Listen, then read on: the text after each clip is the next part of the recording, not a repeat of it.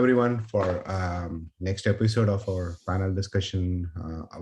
Today's our topic is going to be how to build the best customer service organization. So we have discussed this point, touched upon it several times from different industries and everything. That today the special about the topic is how this is happening and what we had to do in terms of the financial institutions. So we have three experts here to discuss. Before I introduce our panelists, give you a little bit about why we chose this topic and what is the significance of the topic is. Today we know there are a lot of different differentiation that we used to have in the past, are slowly disappearing in front of our eyes. For example, walking to your local branch, in a bank, and doing a transaction, taking a money or depositing or a transferring or what, doing whatever it is not needed, right? So you can do it at the comfort of your home using a mobile or using your a laptop or whatever it is, right? Or even making a phone call, right? So if that is the case, if a customer is able to open an account and make all the transaction and from their comfort of their home, so the physical touch point is is becoming not that important, right? So, which is not necessarily a bad thing, but if that is the scenario, how the banks, how the financial institutions in general, right, are handling the situation, how they are taking advantage of this to make sure the customers are happy and they are able to get what they are looking for, and how they are able to grow their business, and how to most importantly how to keep their customers happy, right? That's the bottom line. So in order to discuss this, we have three panelists here with us.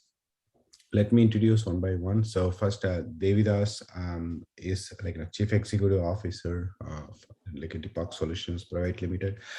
27 years of experience, dealing with insurance and more in general. So he worked in a large insurance sectors, that's where his main experience coming in from. So he has been including his expertise includes formulating strategies, business expansion, and explore in the unexplored markets. So I'm sure he has a lot of good things to share, especially about the rural part and the part which we don't usually tend to talk about when we are discussing in any of the discussion points. So that's very important. So there's going to be a lot of value add from Devidas we are going to learn. Welcome to the panel, Devidas. Thanks so much for being with us, sir. Thank you. And the next panelist is Dharmender. He is from IIFL. So he has obviously a ton of experience on the financial broking, stock broking, and he's a vice president customer experience as a the Motilal Oswal security. So different hats he's wearing, wearing, and a lot of technology exposure, like a WhatsApp and chatbots, and so he has recently received a customer experience head of the year. And he also appeared in a customer experience champions, a coffee table book with Skitty and everything. So he obviously ton of experience and from the financial institutions and stockbroking and the technology. So that's a good combination to have. And I think that is another sector which is going through a lot of challenges. And so we welcome Dharmender to the panel discussion today. Thank you so much for being with us. Thank you, Raman. And our third panelist is going to be Shefali Sonpur. So she is living in Bangalore, and she has been one of our prestigious. She has won prestigious awards, including InsurTech Woman Achiever of the Year 2021, Top 100 Global Women in Leadership by GCPI 2021, and a Power Woman Award Lead by Lead India 2021. So she's obviously going out and reaching out to a lot of audiences, making a lot of appearances, and panel discussion and other speaking opportunities. And she's experienced with the Fortune 500 companies, and a lot of exposure also in the technology and the startup world, and also on the customer experience in general. So we welcome you, Shafali, to the panel, and thanks so much for being here. Thank you. So with that, we will jump into the discussion points. So we will have 6 discussion points, and usually we set the context for the panel. So today we want to do a little bit differently, where we want to ask our panelists to define what do they think as a customer, the best customer service organization, right? What do you think is that, right, definition for that? And how do you want to set the context? So 3 of you wanna each one of you can go ahead, and then from there we'll build up on the other discussion points from there. Yeah. Hi, Osman, this is Dharmender. So Yeah. I will take the discussion forward. So I think if you talk about customer service organization, I'll just put it the other way, that every organization has to be oriented towards customer service. So because customer is at the core, and that is going on for ages, that customer is the king. You are there for the customer. So the thing is that it keeps changing in terms of if you say relevance from time to time. So you have to evolve with the time. You have to change with the time. So we know that pandemic has changed a lot of things in the last 2 years. We know everything has got digitalized. Everything has got accelerated by at least 2 to 3 years prior. So the challenges now is because now your most of the customers you look at is millennial customers. So now you have to fine tune your strategy, that how you can keep those customers with you, because being in digital environment, it is very, very fungible, that he can change any point of time. So the concept of loyalty is not there. So very important is that how you are engaging the customer.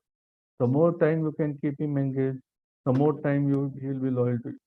So two things are very, very important is how you are servicing him at all his touch points. See, most challenging part today is that keeping the experience same, whether it is a physical or a digital environment.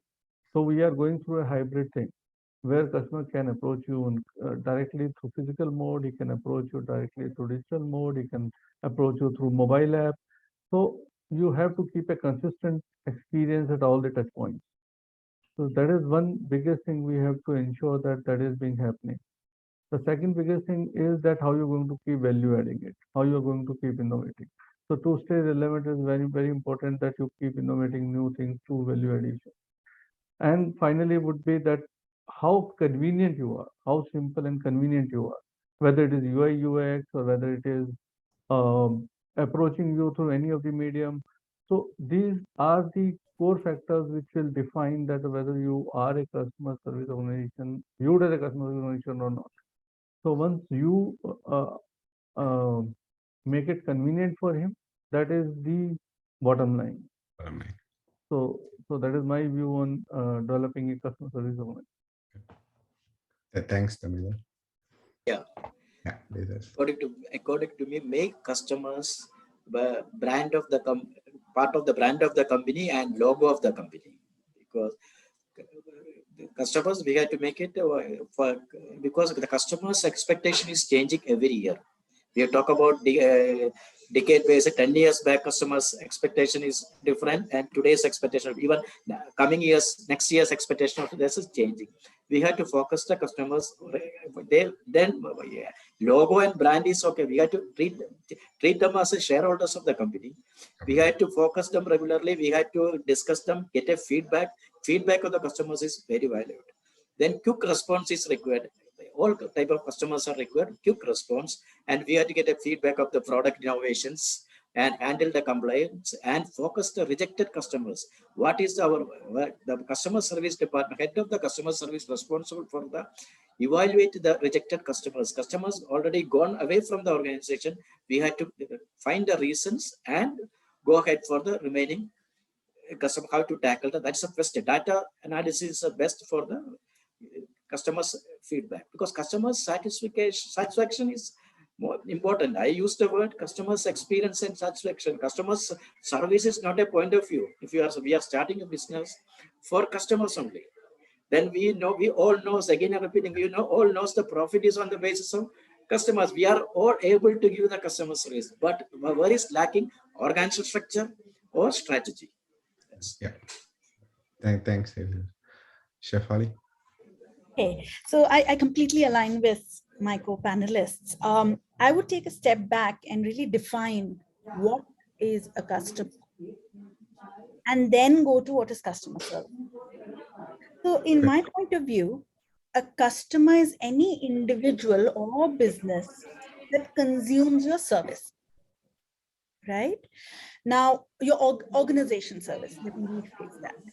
So keeping that purview in mind, any individual or business that consumes your organization's service. A customer is not just a paying customer or a paying individual. The way I look at it, your employees, your stakeholders, your partners, your suppliers, they all become a kind of customer with that definition, because they consume some service of yours in some way or the other. And to the point of Devidas, they all become brand ambassadors of your company at some level. Now coming to customer service. What is customer service? Customer service is the act of supporting or advocating the discovery of supporting the consumption of that service. So first, as a customer, I should be able to discover what service as an organization you can offer. Number two, understand it, and then help me consume it effectively. Now, if I can make these three things happen, which is discover, advocate, and optimized use, my customer is happy. And that is your happy customer or your high NPS. And as we go into the discussion, I'll try and open the layers of what I mean by this. But I feel anybody who consumes your service or comes in touch with your service, and to the duration of that interaction, long-term or short-term, is customer service. Okay. Yeah.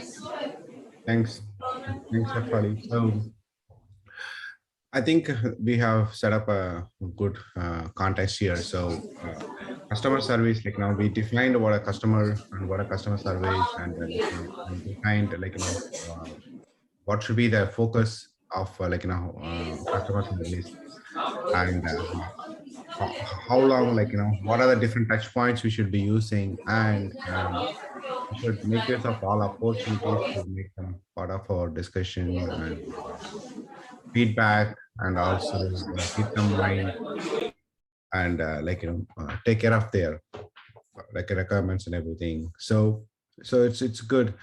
So now that we have defined the customer service, what is the best customer service, and how we can go about it. So let's go next step, right? So first, Dharmender, let me start with you on this discussion point. So in most customer service organizations, the frontline agents are at the bottom of the pyramid. What I mean by is so they get paid the lowest, and while having the highest responsibility of being your brand ambassador.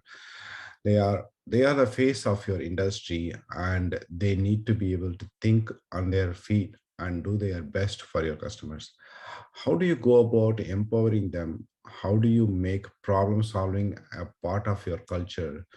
Can you give some examples that our audiences would find helpful? You used actually the right word when you call it brand ambassador. They are the actual key holder of your brand. So it is very, very critical of onboarding of agents. So that's why I'm starting from the zero level, because when the recruitment process is important, how you are taking people, training process is equally important, how you are onboarding people, and then how you are handholding them. So these three are critical pieces. So for recruitment, you can have the basic parameter check, which everybody has it in terms of job profile and Yeah. in terms of their traits, in terms of communication skills and all that. However, second part is more important when you talk about training. So there are two levels of training which we look at is, one is that the soft skill training, which every agent should have the basic etiquette. Second is the product level training, which is more critical, which is specific to the industry, specific to the process. Because now, as I have already pointed out, that most of the people are now getting millennial, talking about uh, digitalization. So what focus is now is primarily is do it yourself. So people will not approach your agent, which they can do it by themselves. Okay, if there's a statement required, you can go and can download. So there are a number of ways to do it, and everything is available online. So that is the last thing you will come you for. Now people will get filtered. Now people who are coming who have a genuine issues. So when he is coming to you, he is supposed to interact with an expert, not a person who is equally, I would say, ignorant as probably the customer is. So your product or process level training becomes very, very critical. So that when he is interacting, he gets a feeling of a comfort that he is talking to someone who is going to provide a solution. The solution-based approach is very, very critical. So there are two things that are important in that. One, agent should know how to probe the customer, because customer sometimes or most of the time is not able to pinpoint the pain area. So he has to act like a doctor to figure it out where the pain lies. He cannot just ask the question and start answering based on his understanding. So probing is the most important piece of it. Second is whether he knows the answer or doesn't know the answer. Now, in that also, we have a inbuilt knowledge database where he can refer to immediately based on that problem, the solution is available or not. So because you can't expect every agent at a level of expert. So he may have some pieces which he is not very confident of, then you help him with the knowledge database. Third piece is which is a genuine process level issues. Then you have to give a comfort to the customer saying that, yes, I have understood, I have taken it up, and I assure you to come back to you. And that commitment should be met. So once you give a commitment, the expectation is that you will meet it. So these three critical things, if you do it right, you will never go wrong in terms of handling a customer.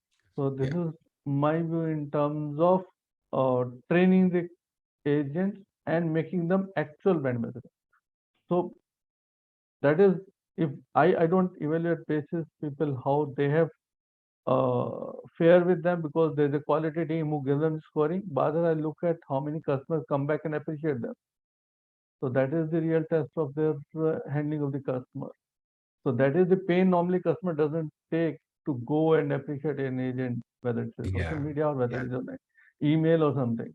So that makes the difference, because even if I am not happy, I'll go to everywhere in social media and write it.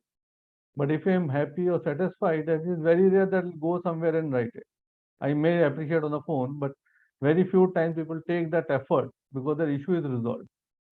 So that is Yeah. becomes the proof of delivery. True. Okay. Yeah. Yeah. So we'll get to the audience questions at the end of the session. So I see some hands are going up. Okay. So next discussion point, Shefali. So your customer service representatives are going to be addressing your customer queries day in and day out. Naturally, they have to be experts at what you offer. For this, you need to be training them. How do you go about doing this? Just now, Dharmender also explained the importance of this. So how do you identify if there are gaps between what you expect to provide and what your customers receive? Do you have any continuous training process that uses the feedback you receive? Absolutely. First of all, I think we need to remember that when we are talking about customer service executives, the human, we are all human. There's only so much we can remember at a certain point of time. So how much ever you train a person, we all know scientifically that not more than 30% of any training is retained by the people, right? So the minute the person comes out of the training room or that simulation or whichever CBT you've done, only 30% of that is retained by you. So it's great that we give them the foundation of the training in a structured format, but when it comes to the pressure points of actually talking to the customer, responding to that problem email, does the associate that is responding to the customer remember 100% of the things that was supposed to be done? Because it's the 31st thing that may actually be the question the customer asks. And that's where I believe enablement comes into the picture.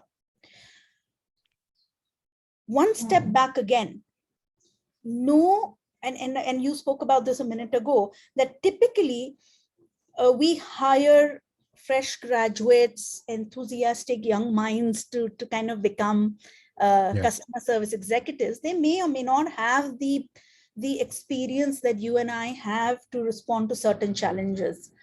Now, no customer person, no customer service executive, when they take a job, come out to say, oh, I don't know what, I'm not here to solve customers' problems. I'm not here to help him. I'm here to punch, my keyboards to kind of capture a ticket. Nobody's joining for that, right? They all are enthusiastic and to solve a problem and see the customer smile in the end. But as organizations, are we enabling that? Training enables them up to 30%. We just understood that your trainings, you learn 100%, but only retain 30%. So how do we keep the 31st question that the customer is asking at the point when the customer is asking the question and the associate is responding to it available to him? And that comes from the digital enablement platform. Customer service is not what humans do anymore. It's what your company technology platform offers to resolve those problems. Okay.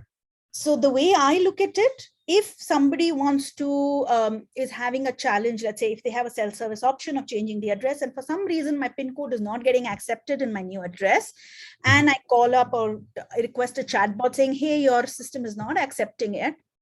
The answer should not be, oh, even I'm trying the same thing, it's not accepting, let me raise a ticket.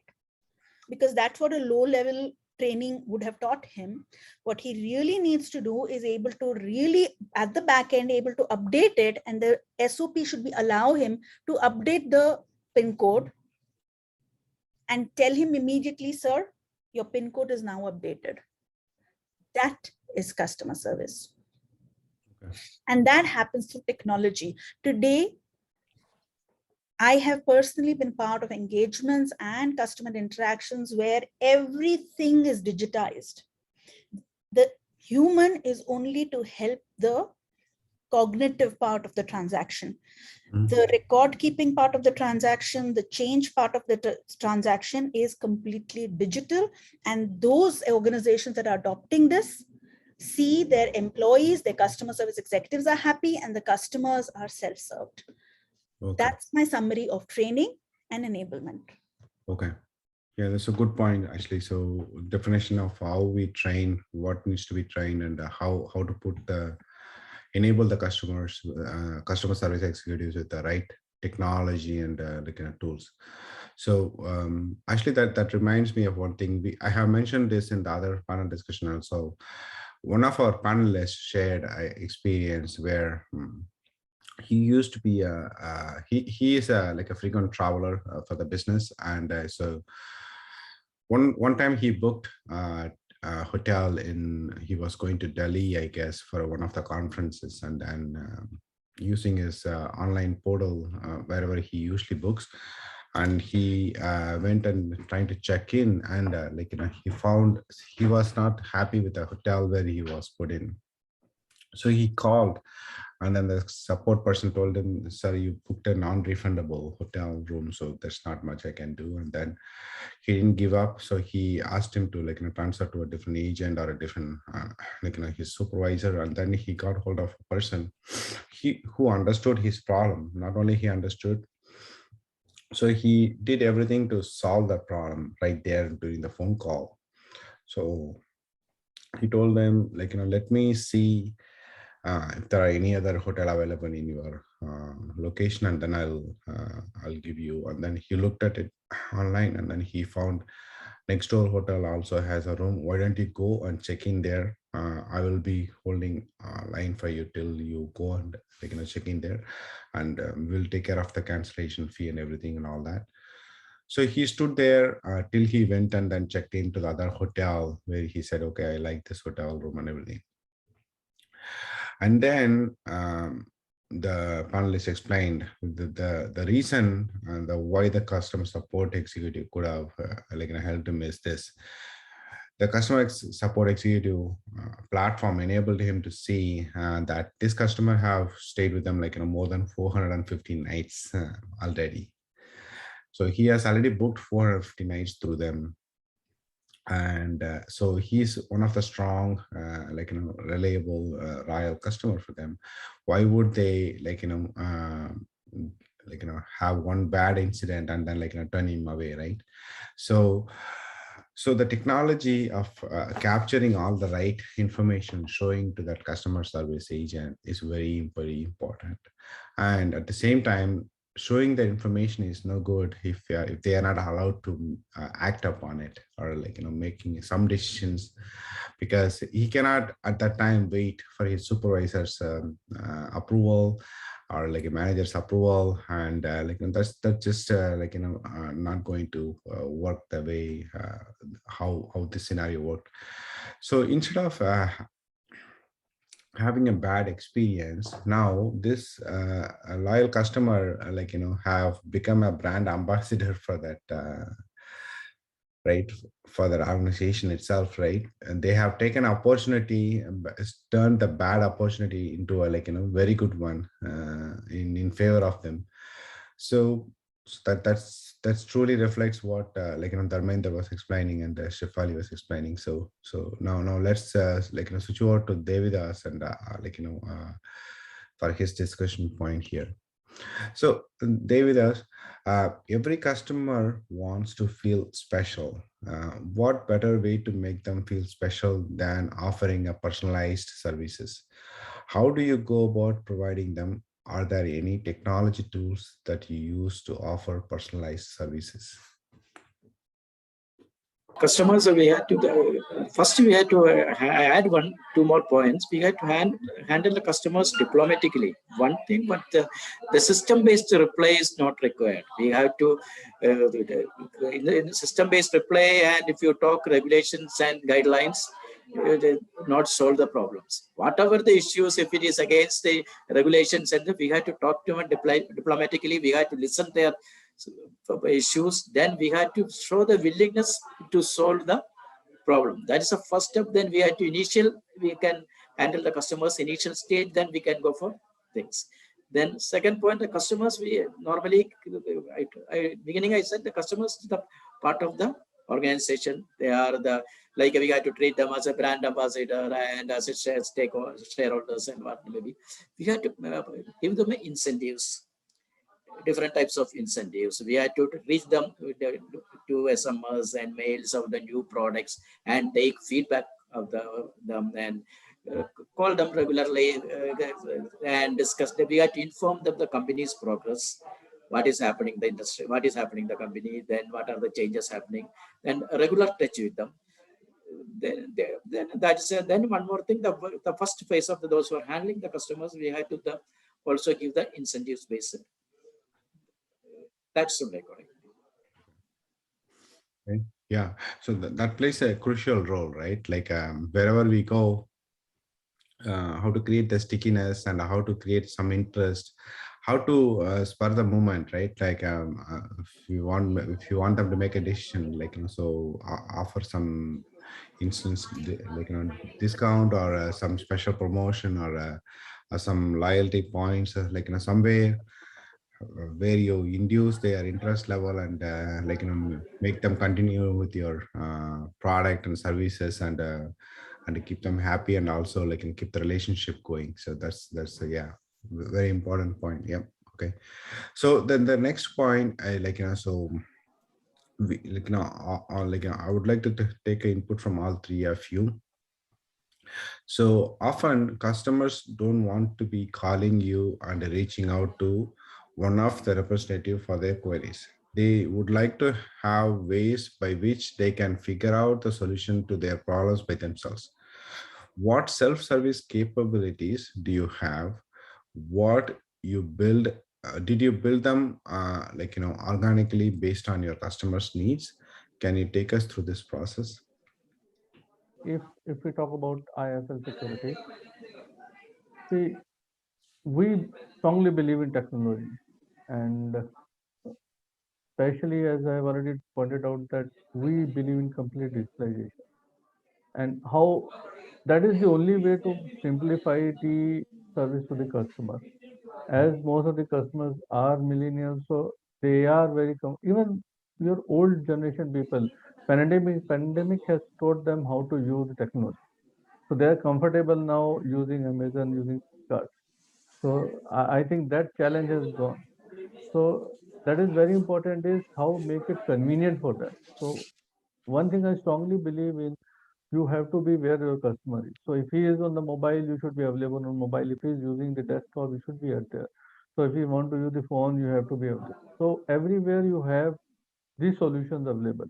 So if you talk about say he is using app, we have developed IFL Help, which give them almost all the solutions. We have went into we have done the deep dive saying that why customer approaches, and against that we have created a complete help module where he can go, and within that module he will go and there will be CTAs available.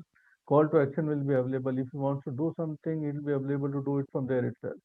So there, he doesn't have to come out of mobile and do a calling, or he has to come out of mobile to do a chat. Or if he is on a chat, he can always do.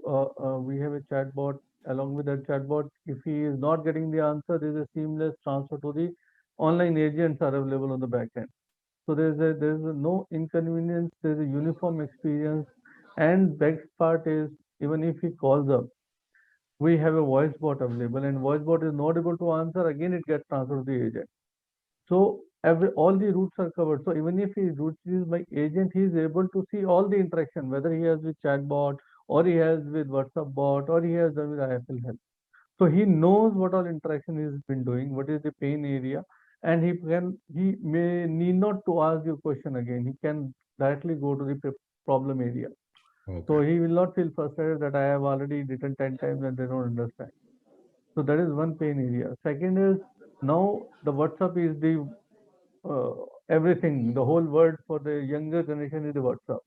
So we have created flows within WhatsApp, so where he can go anywhere. He can go there. He can get all the solutions there, as well as he can create a query from there itself. He's not getting the answer, Okay. and that is again we have a single window where all the interactions are getting captured and responded to. So whether now you are on WhatsApp, whether you're on chatbot, whether you're on IFL Help, you are using my mobile app. So everywhere the backbone is the same. So he'll get the answer from everywhere. The people are able to see what interactions have taken place. So that is the best part of the technology. That is how we can create a uniform experience. That is the crux of customer service, if I say. So that is how we treat it as that customer should not feel the pain at any point of time. And there's a seamless transfer to the agent so that you will never have a situation where your bot is able to answer everything. You will never have a situation where he get everything on the help. So Yeah. there will be critical cases. So how seamlessly you can transfer him to the human agent becomes Yeah. important, so that he doesn't have to wait, he doesn't have to go through the pain. So the seamlessness will create a delightful experience. So end of the day, the objective is to create a delightful customer. And then, as Shifali said, we empower our agents to take the decisions at that point of time. That will close the whole loop. Yeah. Yeah. Yeah. Absolutely. Yeah. Yeah. Good points, Dharmender. Yeah. So, and Devidas? Yeah, I also agree. That is happening across the industry.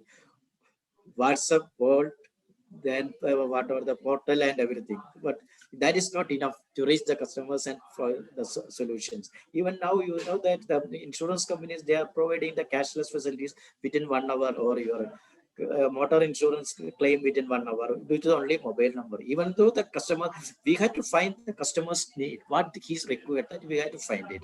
Accordingly, we are doing that mobile number basis customer identifications and review the customers. Technology basis review the customers, not the number of years with the product or service, plus different categories of the customers. Then review each and every customer and make them a segment on the basis of that, their interaction, then the issues. Then we have make it a case study of that. Then give the training to the people on the front face. Yeah. So be close to the customer and understand their problems, and then like create a solution based on that rather than giving some standard one. Yeah, I agree. Yeah. Shafali, you want to add anything to that? I think I would like to give a perspective of a lot like Devidas just said. Yeah. I think everybody has become cognizant and aware that we need to become digital first, digital savvy. The extent to which you create a connected platform or connected ecosystem that does not only just resolve a query, and we spoke about this a minute ago, where you may the query has been raised and it may just get closed because the customer is like either fed up or just happy with whatever happened, versus you truly resolve the concern, is where the differentiator will come. Right? You need to resolve the problem and not close the ticket or close the call, right? So our measure of success has to, now that we are all kind of investing in and moving towards a connected customer experience, seamless integrity, 360-degree view of customer, these are things everybody is investing in at different levels of maturity, which will give them different levels of outcomes. Parallelly, from a business point of view, because those are technology interventions, from a business point of view, we now need to say that the tickets can be closed by the technology itself. I want to change my address. I want to ask my current NPA. I want to find out when is my policy renewing. These are things the system can take care of. The person has called me for a problem which I need to resolve and not a ticket that I need to close. And that essence has to change. And a cultural shift is happening. I'm noticing a tectonic shift in progressive organizations. A lot of old organizations are still working the same way. Their NPSs are calculated in different ways to show that their NPS is high. Their ticket resolutions, we resolve all 89% of our tickets are resolved within 1 hour. Great, but are the customers getting their answers? We don't know. So our way we look at customer service, the definition needs to change, because a lot of transactions over the next, I think, less than 18 months will become completely self-service or digitized. Now the difference will come between customer resolution and ticket management. Yeah, true. Yeah, it's not that very important to just to see all the tickets are closed, whether it addresses the problem that customer first called for, right? That's very crucial. Yeah, true. Okay. So yeah, that's a good point. So now we are coming to the last discussion point, right? For all three of you. Once again, here, what are the three things that you would say are essential when it comes to building the best customer service organization? Any live examples that you can provide where you have used this essential, so that would help our audience, to correlate. Okay, this is this problem solved by this scenario, or by this approach, or some techniques or whatever, so they can take it from here. So all three of you can give your opinion on this one. So, and then we'll go to the question and answers after this. Okay. From my perspective, the three important thing is, number one is, obviously I have already emphasized on, is the uniform experience to the customer across channels. Sure. That is key to him, that he does not get a different experience and a different requirement at a different places, because there are too many channels now that if you go to chatbot, there will be a different experience. Goes to WhatsApp, it will be a different experience. And if you use your help, it will be. But somewhere, if you can make it uniform, there is omni-channel approach. There is a single backend. You can provide it very simple. So that is how make it simple for the customer. So that is we call it like KISS approach, like keep it simple, stupid sort of approach. And the more the simple, the more the customer will stay with you. So that is the key thing which I want. The UI UX, if you talk about that, has to be very simple.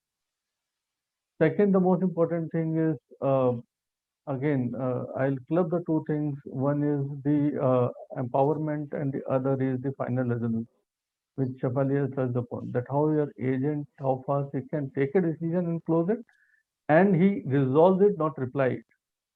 So that differentiation has to be very clear that you are here to resolve the case. Third, and the most important is from company perspective is how you can personalize the services to him. That is what is now we call it as a hyper personalization. So far we categorize a customer in particular category. We are not treating a customer as a single individual as a market. So that is where the hyper personalization come into picture. So if you are offering something to him which is relevant to him and not as a product which is available with you. So how you create that personalization based on his profile, that is where some AI will come into picture. Will tell you that if his profile states that this is his profile, then what is the financial product relevant to him? What are the risk categories which client has, and what should be offered to him? So that is something I think will take it to the next level, which will take the digitalization to the next level, which will create a different level of experience for the customer, a elevated delight model, where he doesn't have to, because clients they find it very, very difficult to choose unless until you suggest him what is relevant to him exactly as per his profile. Then he can still choose it. So that is one level where we still need to go. Yeah. Okay. Yeah. Thanks. Good points, Dharmender. Yeah. We have very clear idea about expectations and benefits of the customer, and proper monitoring and quick response. And we have to analyze the feedback of the customers. Okay. So for me, I think if you ask me for three things that are most important, I think the first thing that is going to be is an integrated view of your data, of your organization's customer data. So that's one, because once you have that integrated view of the organization and customer data, you can then use that customer data to create different opportunities to service, be it upsell, cross-sell, service, proactively reach out to them, saying that your renewal is due, your NPA is due. Oh, by the way, you wanted, you were collecting these funds for a certain goal. Looks like your fund is already achieved, given the markets are doing well. These are proactive things, but the foundation of that is your customer data. And the third thing is people. The people need to be enabled to achieve outcomes that can resolve the problem. The fundamental difference between, and in this panel is really about financial services. We need to remember we are not a financial product company. We are a financial services company, and it's services we provide. In insurance is the promise of payment when an event happens. So if you don't give the service for which the customer has paid for, you are doing a disservice. So enable your people through technology and data to achieve that higher service that's possible today. Yeah. Okay. So yeah, that brings us to the end of the discussion point. So we can go into customer our audience questions now. So audiences you can prepare your questions, give you a few minutes to come up with your questions, and then we'll take it from there. Either you can ask your questions yourself, or use the chat window. So either way. Okay. So we see one question already. Go ahead, Abhijit. Yeah. Hi everyone. Good evening. So My question is towards Dharmender sir. So nowadays, everyone is talking about self-service capabilities and all. So some of it is rule-based capabilities, and some of it is intelligence, AI-based and all. So Dharmender sir, according to you, what percentage of customer service would move towards self-service over 2030, maybe 6 years down the line from here? According to me, 80 to 90% can easily move to self-service. If you dissect your data or look at the issue why the customer comes to you, you will not find more than 10 to 20% which have actually the issues. Most of the time there is an accessibility issue that he doesn't understand where to go and check. He doesn't understand is it available or not available. So once that piece is done, where the training piece to the end client is done, when you are able to make it so simple that it becomes a foolproof thing where anybody can go and find where the information is available. Today, everything is available online, but only thing is how you make it available and how make it convenient for the customer to access it.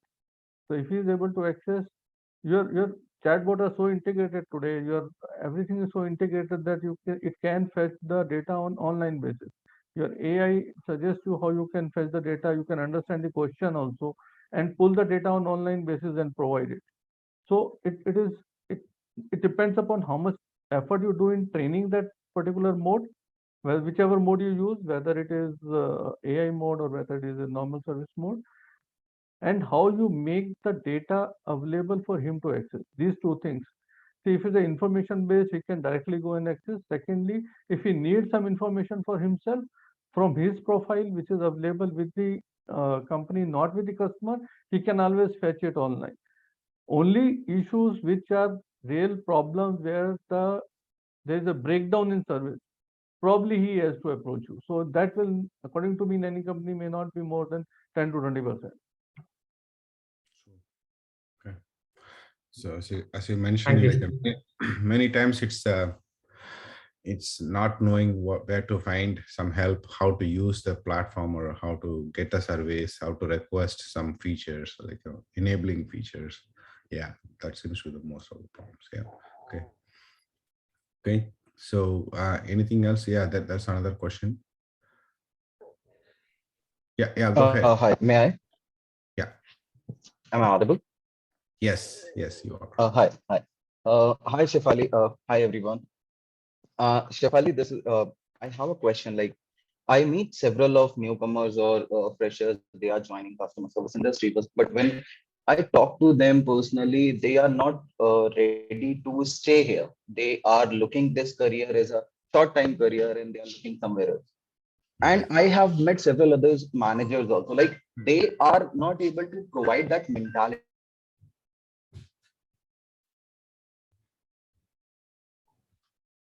or they are not offering that, like they can stay in this industry. And I'm talking about across the industry. This is the same thing happening. I have met with several other agents. So what we can do to improve this, how as a manager, how we can change this thing? Because now what I think, like from a customer perspective, resolution is a very major thing or a very important thing. But from a brand perspective, you should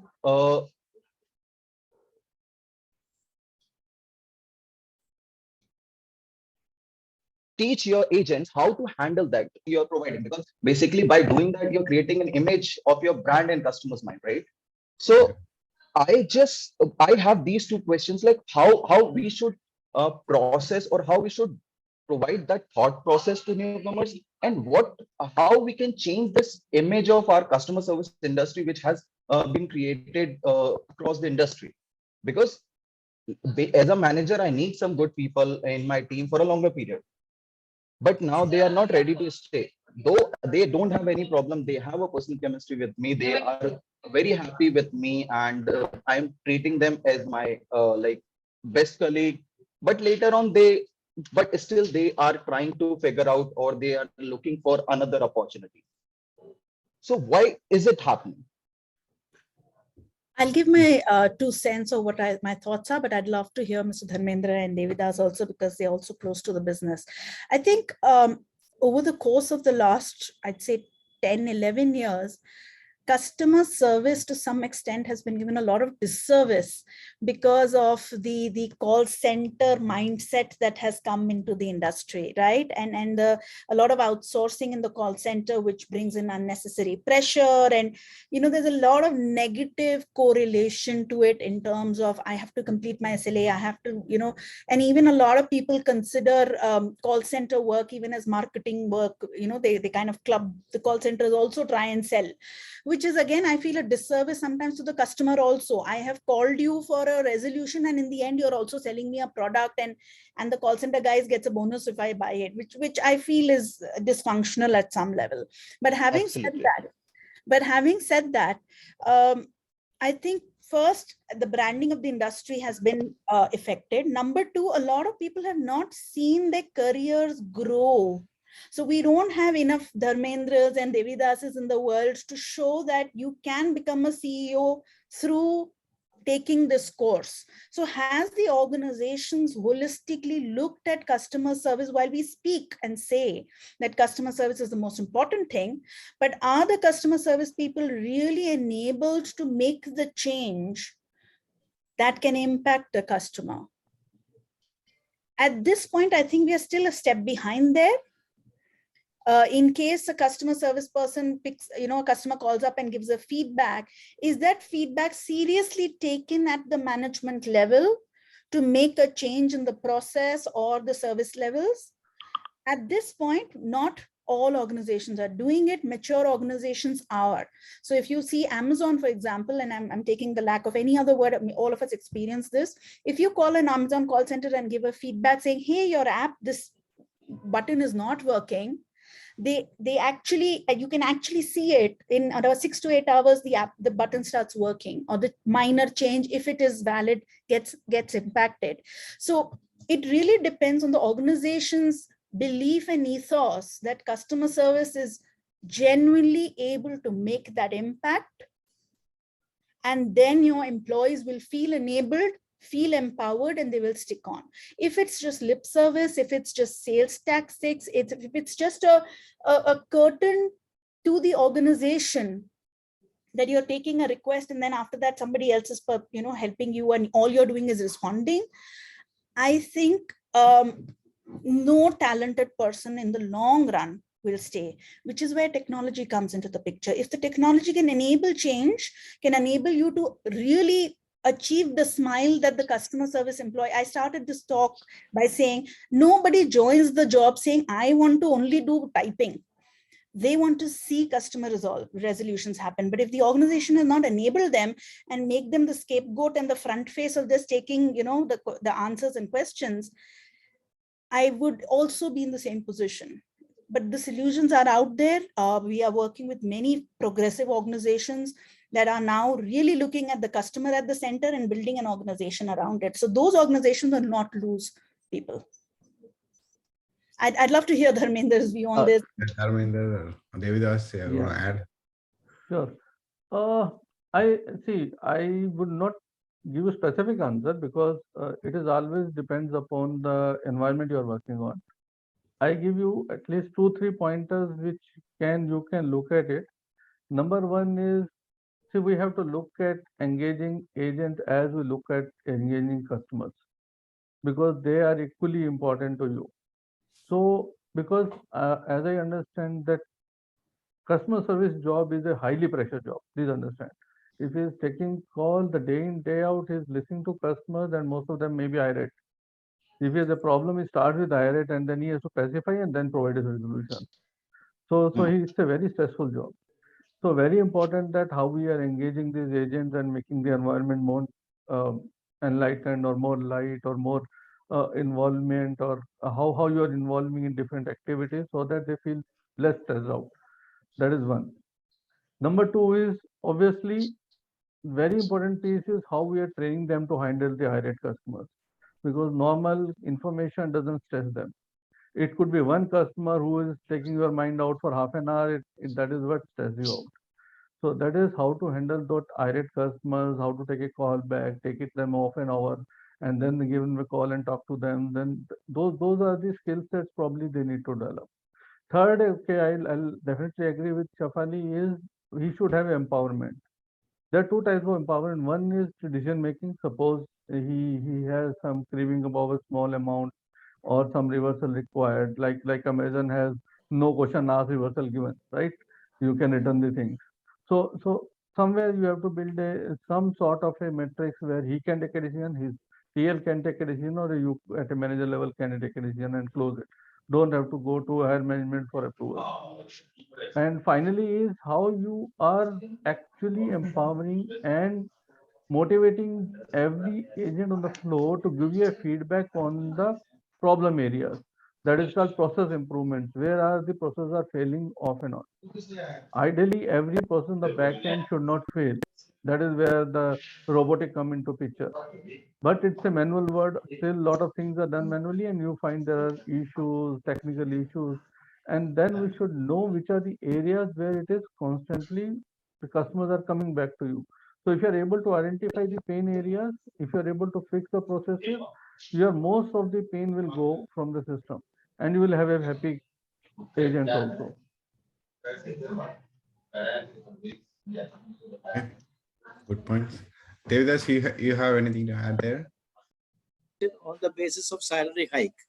One is the main is the pressure, and the customer service they are handling different segments of the customers and different types of issues. Their daily life is That's not good because they are not happy ending every day. The person in the customer service. Now, what the organization to do that they had to give a lot of other opportunities in the section because we had to hierarchy to do that, and we had to actively participate with other department of the organizations. Then they will get a confidence, they will continue. Otherwise, my analysis,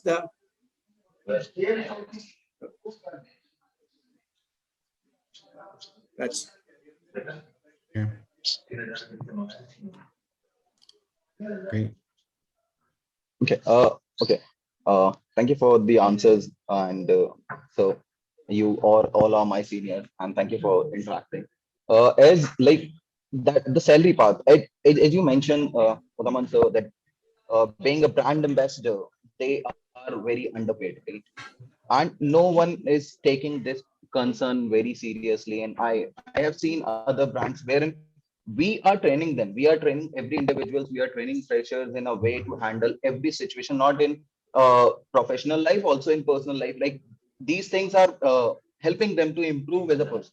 What the training we are providing them in customer service, like handling the situation, how to and to better their communications, right?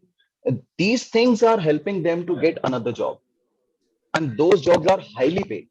So Yeah. this is a concern, like why anyone would stay in the industry. This is not about the environment. Environment is very fine, everyone is very close to me, everything is very fine, they respect me, or I have that chemistry with them. But what happens, like what I am like teaching them, I'm giving them training to be a manager or be a supervisor or handle every situation in every other circumstance.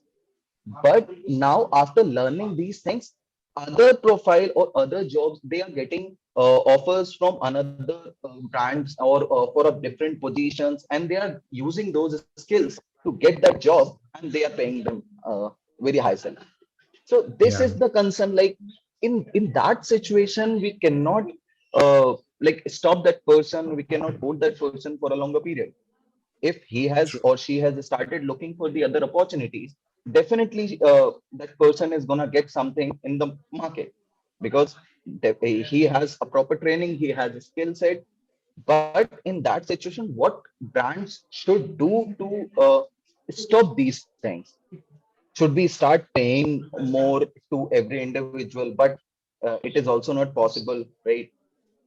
So what, how we should handle that person? In my personal view, I don't think agents live only for salary. that we have to accept. There'll be few who will go for salary, that we have to accept. It's a market competition. You have to be in market. You also get the people from outside, right? You also offer something, a hike and all that. But the point is, if someone is comfortable, someone is a bonding, he doesn't live only for salary. So that is my personal experience. So that is where you have to focus on, because salary is something you can never match with. So how much you can increase. So that will always remain contentious question, that how much is the right amount. So only thing you can focus on, how much you can build a bridge, how can build a bonding, and how much comfort he has.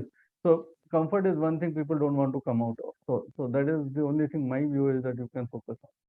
Yeah, very true. According to me, the most of the employees, they are thinking that customer service is a very soft section. It is a very easy. It's a very easy job. But afterwards, they came to it's a tough. Then they find for other opportunities. Just a parking place was a job. Lot of opportunities in the customer service. What they feel, customer service is very easy. Then they, once they join, they know the difficulties. Then they will get a lot of ideas. What is happening in the market? Then slowly shifting from the customer service to, then they get an opportunity to other fields. That's true. Yeah, it is very underestimated, right? From the organization's perspective and also on the employee side, also to a certain extent. Yeah. Yes, answering a customer's call all the time throughout the day is not an easy thing to do, especially when they are not happy, when they are asking you a question. exactly. So it's just not easy to true. Okay. Thank you for this. Thank you for addressing this, everyone. Okay. Yep. Thank you. Yeah. So see one more question there.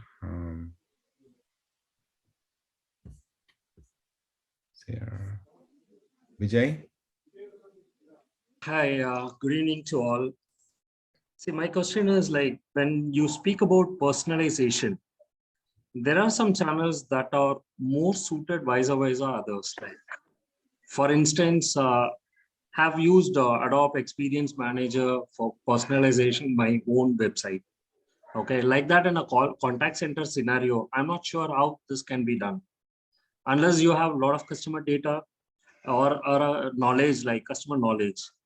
I just want to like to know your thoughts on this.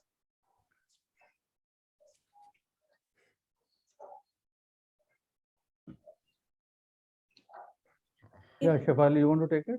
Yeah, sure. I think the fundamental and the three things that I spoke about to achieve exemplary customer experience is number one, data. So if you don't know what Shefali is about, how are you going to give me a personal service? I mean, you're absolutely correct.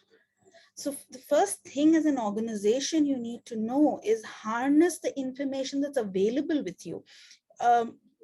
Even if you're a new organization, you get a customer, you got to know something about that person, right? You know its name, you know his possibly date of birth, you possibly know through his PIN code where he lives. Something is available. In a financial services organization, KYC kind of opens up such a big door to you about the customer.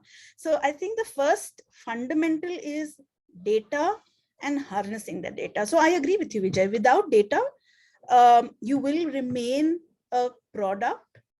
But the minute you start harnessing the data while selling instances of the product, you can then start personalizing it.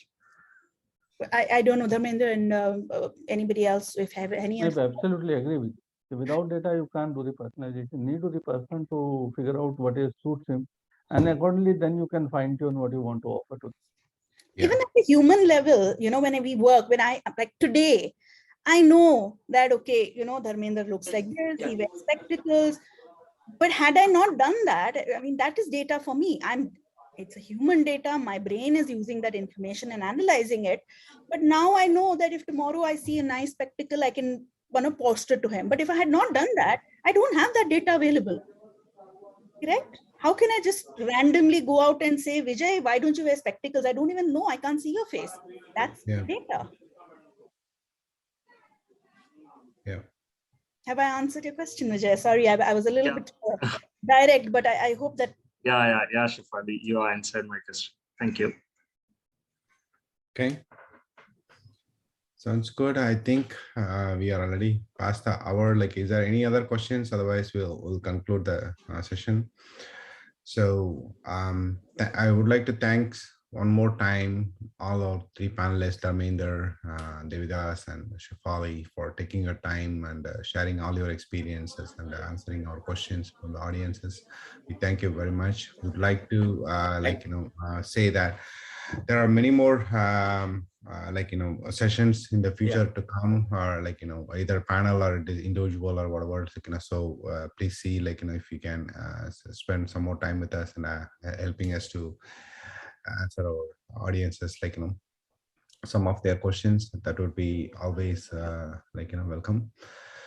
So thank you so much for being here, and I would like to appreciate all our help on behalf of the Bharat Connect, and we will look forward to talk to you soon some other time.